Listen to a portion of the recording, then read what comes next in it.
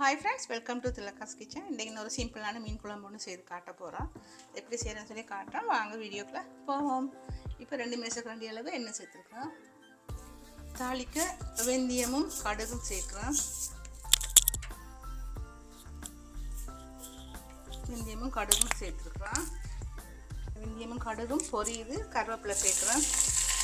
பச்சை மிளகாய் சேர்க்குறோம். சின்ன வெங்காயம் சேர்க்குறேன். பூண்டும் சேர்க்குறேன். இதெல்லாம் நல்லா மிக்ஸ் பண்ணி வதக்குவோம். நெருப்பை குறைச்சிட்டு வதக்குவோம். நல்லா கொஞ்சம் வதங்கட்டும், பொரியட்டும்.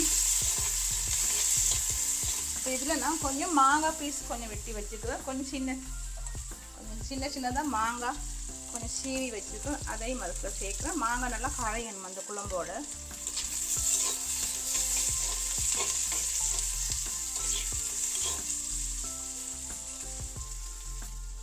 புளி கரைசலை சேர்க்குறேன். தேவையான அளவு உப்பு சேர்க்குறேன். மஞ்சத்தூளும் சேர்த்துருக்குறேன். இப்போ குழம்பு மிளகாத்தூள் 3 தேக்கரண்டி அளவு சேர்க்குறேன். இது நல்லா மிக்ஸ் பண்ணி நல்லா குடிச்ச பிறகு கொஞ்சம் பாலை சேர்த்துட்டு மீனை போட்டு குழம்பு இறக்கிடுவோம். இப்போ தண்ணி பால் நான் சேர்க்குறேன். 2 அம்பால் 3 அம்பாலெல்லாம் சேர்க்குறேன். இப்போ தேங்காய் பாலை போட்டு இப்போ நல்லா குழம்பு நெருப்பை கொஞ்சம் கூட்டி வைக்கிறேன். இப்போ குழம்பு கொஞ்சம் வத்தன பிறகு கட்டிப்பால் சேர்த்து மீனையும் போட்டு குழம்பு இறக்கிடுவேன். நான் இப்போ கட்டிப்பால் சேர்க்குறேன். கட்டிப்பாலை இந்த குழம்புல சேர்க்குறேன். இந்த மீன் குழம்பு கொஞ்சம் எண்ணெய் படுறட்டும். இப்போ மீனை சேர்க்க போகிறோம். நான் இப்போ மீனை சேர்க்குறேன் இந்த குழம்புல.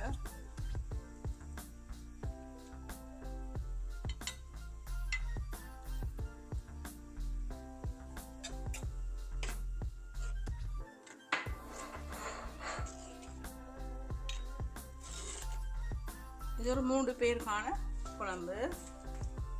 இன்னும் கொஞ்சம் குழம்பு வத்தட்டும். குழம்பு தூள் காணாத மாதிரி இருக்குது. கொஞ்சம் சேர்த்தா நல்லன்னு நினைக்கிறேன். கொஞ்சம் சேர்த்து விடுவோம். குழம்பு மிளகாத்தூள் கொஞ்சம் சேர்க்குறேன். கொஞ்சம் காரம் காணாத மாதிரி இருக்கு.